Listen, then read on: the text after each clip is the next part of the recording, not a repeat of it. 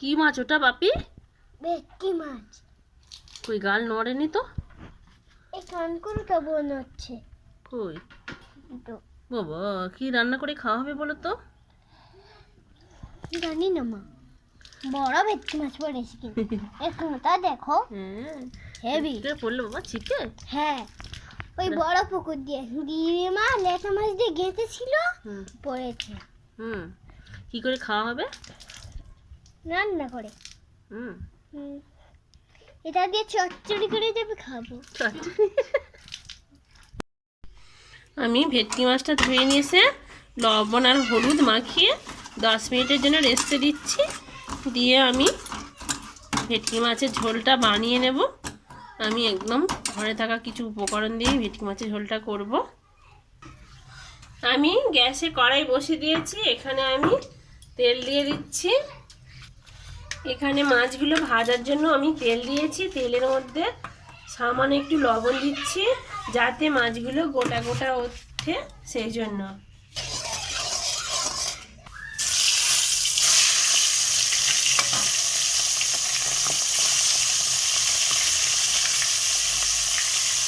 আমি সব কটা মাছ ভেজে নিচ্ছি।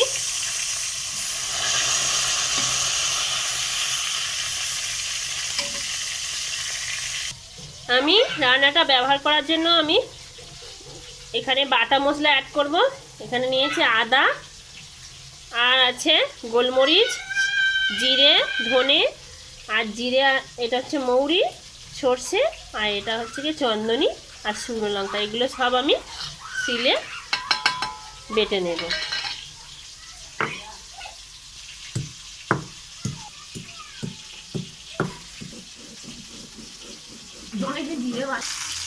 সব উল্টে পাল্টে আমি লাল লাল করে ভেজে নেব মাছগুলো।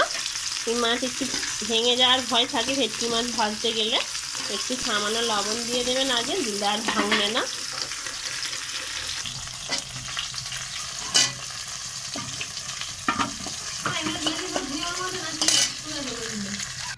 ওই একই তেলের মধ্যে আমি 5 ফোঁটন দিয়ে দিচ্ছি, কাঁচা লঙ্কা দিয়ে দিলাম। এবার আমি পেঁয়াজ আর টমেটোটা এর মধ্যে দিয়ে একটু ভাজা ভাজা করে নেব। হলুদ গুঁড়ো দিলাম, লঙ্কা গুঁড়ো দিলাম, লবণ দিলাম, এই যে মশলা বাটার জলটা একটু দিয়ে দিলাম, আর সামান্য একটু মশলাও আগে দিয়ে দিলাম। দিয়ে আমি নেড়ে চেড়ে মশলাটা করে নেব।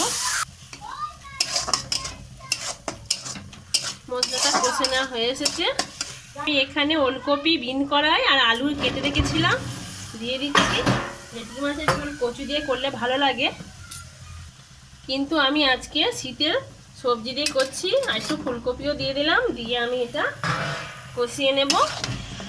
নিয়ে আমি আজকের ঝোলটা বানাবো।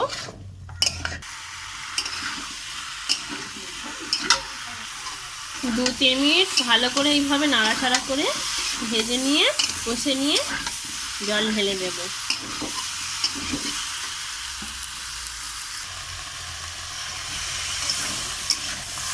পরিমাণ মতো জল দেবেন, যতটা আপনাদের প্রয়োজন। আমি একটু ঝোল ঝোল করবো, এখানে একটু বেশি করে জল দিয়ে দিচ্ছি। এদিকে ঝোলের আলুগুলো আর সবজিগুলো সেদ্ধ হতে থাকুক। আমি ততক্ষণ এই যে বেটে নেওয়া মশলাগুলো ছিল, এই মশলাগুলো আমি এখানে ভেজে নেব।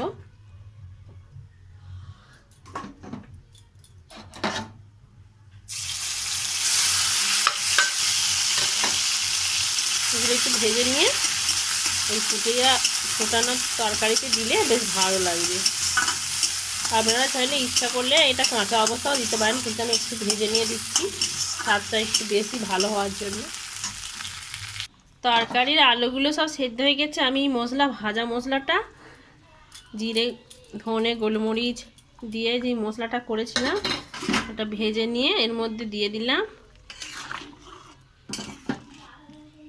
দিয়ে আরও 1 মিনিটের মতন ফুটিয়ে নেব।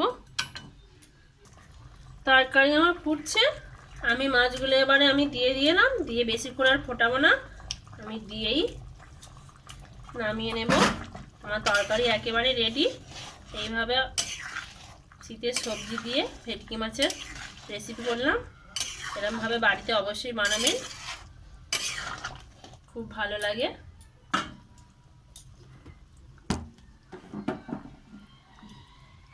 আজ এই পর্যন্ত, আবার দেখা হবে অন্য কোনো ভিডিওতে। টাটা।